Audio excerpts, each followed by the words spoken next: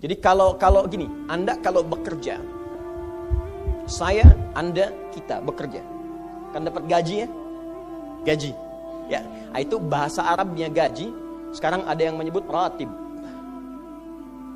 Ratib. Pokoknya disebut ujrah. Pokoknya yang harus dibayar. Makanya kalau Anda ke Timur Tengah itu naik taksi, ada tulisan atasnya taksi ujrah. Ya, bukan punya si ujrah. Nanti kalau ke Mekah naik taksinya punya si ujrah, si ujrah punya banyak taksi. Ya, bukan. Itu taksi bayar. Bukan gratis, bukan free. Jadi begitu Anda keluar menggunakan jasanya, bayar, berikan pokok dari jasa yang telah dia kerjakan. Perhatikan baik-baik. Teman-teman sekalian, ketika Anda bekerja dalam urusan dunia, Anda mendapatkan ujrah. Nih bayar, 10 dinar, 10.000 rupiah, sekian. Ketika Anda kerjakan untuk misi akhirat supaya bekal untuk pulang, bukankah 10 juta ditabung, tabung, bikin rumah kan? Beli pakaian yang elok, beli kendaraan. Sama persis Anda sholat itu diberikan juga bayarannya, diberikan juga pokok pemberiannya. Anda puasa diberikan pokoknya, baca Al-Quran dikasih bayarannya. Namanya pahala. Dalam bahasa Al-Quran disebut ajrun namanya. Dunia ujrah, akhirat ajrun. Lahum ajrun ghairu mamnun. Ajrun. Berapa ukurannya? Minimal 10. Turun Quran surah ke-6 ayat 160. Ya, kita keluarkan supaya terukur. Ya. Setiap pekerjaan dunia menjadi nilai akhirat punya poin. Pekerjaannya disebut hasanah namanya. Ya. Amal solehnya disebut hasanah. Siapa yang mengerjakan di dunia pekerjaan punya nilai akhirat, amal soleh namanya hasanah. Setiap hasanah punya poin 10. Man jaa bil hasanati falahu asyru amthaliha. Siapa yang mengerjakan perbuatan di dunia dan punya nilai akhirat, bekerja dikerjakan karena Allah mencari yang halal. Tuliskan poinnya. Salat, tuliskan poinnya. Setiap pekerjaan 10. Hitungannya 1 keduanya 500 tahun, 2 ketiganya 500 tahun, 3 keempatnya 500 tahun. Jadi jangan menghitung 1, 2, 3 terlalu sedikit. Ya. Di hadis Muslim saya sering katakan ke masjid saja dapat 25 poin baru nyampe. Jarak 1 kedua 500 tahun. Jadi kalau ada yang tidak sholat dalam sehari, 1 kali sholat kehilangan 10 pahala kali 500 tahun. Dia kehilangan pahala 5.000 tahun. Ya, dosanya berapa? Nah, makanya sering kita bermohon begini, ya Allah, jadikan semua perbuatan duniaku punya nilai akhirat supaya ditampakkan di akhirat. Di hasanah dunia ini akan ditampakkan saat dihisab di akhirat. Makanya sering kita katakan, ya Al-Baqarah ayat 201, wa minhum may yaqulu rabbana atina fid dunya. Ya Allah, jadikan semua kegiatan duniaku hasanah. Namaku sudah hasanah ya Allah. Perbuatanku belum tentu. Ya sudah suami namanya Hasan, ya istri Hasanah, anaknya Husna, ya kan? Yang laki-laki Husain, tuh. Semua kumpul, tapi kalau pekerjaannya tidak demikian menjadi amal soleh, nggak terkumpul ini. Ya, dan akhirat pun nampakkan lagi hasanahnya. Maka diteruskan ayatnya, wa fil akhirati hasanah. Makanya saat di akhirat itu ditampakkan, faman ya'mal mithqala dzarratin khairan yarah. Ya, makanya kalau mau mithqal, yang khairan yarah. Jangan yang syarran yarah. Ya, pada yang baik-baik, miskol tahajud, miskol untuk baca Quran, ya, miskol untuk bisa tilawah, miskol untuk mengingatkan puasa sunnah, itu khairan yarah. Ya, miskol pada yang tidak bagus, tinggalkan, itu syarran yarah. Ini balik sini. Maka dapat kita nilai ini, kembali kepada Allah, kumpulkan semua ini. Tinggal nanti, tergantung Anda mau punya rumah di yang mana daerahnya. Komplek yang elit. Di Indonesia, di sini Jakarta ada Pondok Indah. Ada beberapa tempat-tempat yang lainnya, elit kalangannya, Menteng, dan seterusnya. Maka di surga pun ada komplek yang elit-elit. Ada Firdaus, ada surga Aden, ada macam-macam. Tinggal Anda cari bekal yang serius, turunkan kemudian ke bumi. Cuman sayang, dari sekian waktu yang Allah berikan disebut dengan ajal, menjadi batasan kita untuk beramal. Setiap kita dibatasi oleh waktu. Seperti Anda pun bekerja dunia, bukankah ada waktunya? Waktu produktif untuk bekerja, setelah itu ada masa pensiunnya. Dalam bahasa Arab, sesuatu yang kita kerjakan dengan batas dan setelah hilang batasnya, selesai aktivitasnya, disebut dengan ajal namanya. Maka Allah membuat ketentuan, kita pun tidak abadi di bumi. Setiap kita punya batas waktu, kalau selesai dinas kita dan pulang kita untuk mempertanggungjawabkan semua yang kita kerjakan di sini. Maka turun Quran surah ke-7 ayat 30 berapa? 4 untuk menggambarkan ini. Walikulli ummatin ajal fa idza jaa ajaluhum la yastakhiruna sa'ata wa la yastaqdimun. Setiap umat seluruhnya tanpa kecuali itu pasti punya batas waktu untuk beraktivitas dan selesai pulang. Aktivitas kita ketika bergerak mencari kehidupan ma'isyah, pekerjaannya disebut dengan asya. Diingatkan kalau harakat fathah turun ke bawah kasrah artinya selesai harakatnya, hilang pekerjaannya. Dari asya menjadi isya. Setiap hari diingatkan kita dengan salat isya. Hei, seaktif-aktifnya Anda, sesibuk-sibuknya akan selesai semua itu dan semua kita akan pulang. Bukankah setelah isya kita terpejam? Itu kan latihan.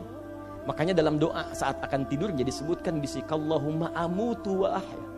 Ada riwayat lain ahya wa amut. Riwayat populernya amutu wa ahya. Mungkin malam ini saya pulang, saya meninggal. Makanya saat kita bangun dari tidur kita ucapkan alhamdulillahilladzi ahyana ba'dama. Ada maknya, sementara aja. Satu saat mungkin pulang. Kita nggak tahu di bagian mana yang tidur itu mengakhiri kehidupan kita saat kita pulang. Karena itu serius. Ada saatnya kita pulang. Nah teman-teman, ternyata sudah tahu akan pulang pun masih ada yang tidak memanfaatkan waktu dengan baik. Tanyakan pada setiap manusia ya. Dari detik ini. Dimulai dengan diri kita. Kita manusia kan? Tanyakan pada diri kita. Anda wafat tidak? Anda pulang tidak? Anda meninggal tidak? Kalau sadar pulang, maka cari bekal yang baik. Berarti Allah benar kan? Kata Allah setiap kita akan wafat. Kullu nafsin dha'iqatul maut. Setiap yang punya jiwa meninggal. Bahkan dikasih informasi jelas kok. Ya, yang bawa maut disebutkan namanya malakul maut. Quran surah 32 ayat ke-11. Qul yatawaffakum malakul mautil ladzi wukila bikum. Disebutkan. Bayangkan ya, kurang jelas apa lagi? Disebutkan punya waktu namanya ajal, akan wafat disebutkan, yang bawa wafat kematiannya disebutkan malaikatnya. Cara wafatnya disebutkan, Quran surah 89 ayat 27 sampai 30. Ya ayyatuhan nafsul mutmainnah, itu yang tenang, yang dahsyat dipukulin malaikat juga ada. Ya, Quran surah 8 ayat 50 itu ada sambil dipukulin malaikat. Ya. Maaf teman-teman sekalian, ini sudah jelas semuanya. Jadi aneh manusia itu. Sudah tahu akan meninggal, tahu ada kenikmatan, ada siksaan, tahu ada surga, ada neraka, tahu ada kenikmatan kubur, ada siksa kubur. Kenapa masih main-main juga? Kenapa nggak dimanfaatkan? Dan dia tahu ada yang menyolatkan, ada yang disolatkan. Apa nggak sempat terfikir ketika Anda wafat siapa yang menyolatkan? Bukankah yang paling indah yang menyolatkan orang yang selama ini kita rawat? Anak yang pernah dikandung, diberikan ASI, dirawat-rawat. Anda menyiapkan apa gitu? Kita menyiapkan apa? Sayang-sayang investasi keluar banyak ketika wafat gak bisa berlaku apapun. Bahkan ada yang sebelum wafat pun sudah dibuang dari keluarganya. Waliyadzubillah. Nah, sekarang dari sekian kegiatan aktivitas kita, berapa yang sudah punya nilai di mata Allah menjadi amal saleh? Sekarang kita ukur. Ya, sekarang kita ukur. Pelan-pelan sebentar ya. Ini rata-rata usia berapa tahun? Oh baik, 40 tahun ke atas ya. Ya. Walaupun atasnya mungkin agak banyak, atas gitu ya, bagian. Nggak apa-apa. Fokus sini ya, edisi kali ini fokus saja. Biarkan saya yang datang, terangkan, tulis, hapus ya. Antum simak aja lah, simak, tulis dengan baik, mau ketawa-ketawa, sudah masuk surga, alhamdulillah. Sudah cukup dengan amin, lihat dulu. Ini saya sering sampaikan, ini kita kasih batas standar di Al-Quran aja lah, 40 tahun misalnya. Ya, standar keseriusan beraktivitas. Ya, lihat sini. Konon dalam sebuah penelitian sederhana, manusia itu kalau dihitung-hitung aktivitasnya setengah dari usianya, itu umumnya walau tidak semuanya teralokasikan untuk tidur, beristirahat, tidur.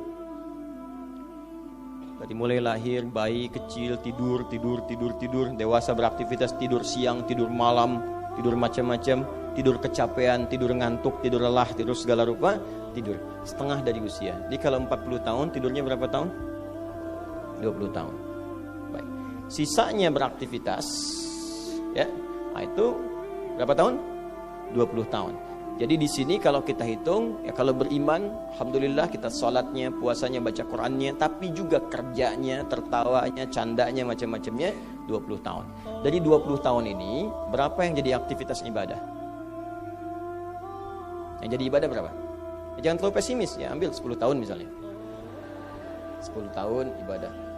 Nah, jadi di sini adalah sholatnya, baca Qur'annya, puasanya, dan sebagainya, sedekahnya, infaknya. Apakah semua ibadah itu langsung diterima? Belum tentu. Syaratnya ikhlas. Wa ma umiru illa liya'budullaha mukhlishina lahuddin. Quran surah 98 ayat 5. Pertanyaannya, dari ibadah yang kurang lebih 10 tahun ini, berapa tahun yang ikhlas? Ya, ambillah tengah-tengahnya 5 misalnya kan. 5 tahun. Ini yang ikhlas, insyaallah. Yang ikhlas kurang lebih 5 tahun. Jadi usia 40 tahun ini yang produktif amalan yang kurang lebih harapan kita diterima oleh Allah insyaallah 5 tahun. Dosanya berapa tahun?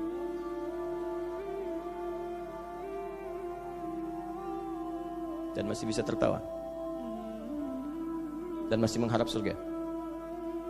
Masih ingin ke surga Firdaus. Masih ingin mendapatkan segala hal yang istimewa. Sementara kita sadar, gini caranya begini. Coba ucapkan dengan kalimat yang lantang bahwa Anda tak punya dosa. Kalau tak mampu, berarti punya dosa. Ucapkan Anda sudah siap ke surga. Kalau tak mampu, amalnya masih kurang. Jadi kalau sudah merasa amal masih kurang, dosa banyak, terus masih main-main juga. Sudah tahu usia sudah di atas ini, ada yang 50, 60 tahu, waktunya sedikit. Yang kemarin-kemarin banyak yang sia-sia. Jadi kalau yang kemarin-kemarin kurang, masa sisanya masih dikurangi juga? Anda 40 tahun, 50 tahun, 60 tahun. Sekarang anak 4-5 tahun, bahkan matanya buta, ada laki-laki, ada perempuan, sudah jadi penghafal Quran. 5 tahun hafal Quran. Belum baligh. Dan berharap punya bekal di hadapan Allah. Kemarin sahabat saya, Syekh Ali Jabir, ya, datang ke Bekasi. Cerita tentang Kaila, anak 5 tahun, mata buta. Murajaah hafalan Quran sehari 5-7 juz. Dikatakan oleh beliau, Kaila, apa enggak capek terlalu banyak? Kamu kan punya uzur di hadapan Allah. Allah Maha memahami keadaan kamu. Apa enggak lelah? Saya malu justru kepada Allah kalau kurang daripada itu. Anak 5 tahun mengulang hafalan Quran setiap hari 5-7 juz dan malu kalau kurang di bawah itu sebagai bekal untuk menghadap Allah. Anda diberikan kesempatan sampai lebih daripada 50 tahun. Lebih daripada 40 tahun, lebih daripada 20 tahun. Dan sampai kesempatan itu, sampai hari ini pun untuk baca pun belum punya waktu. Dan Anda mengharap surga, Anda siapa?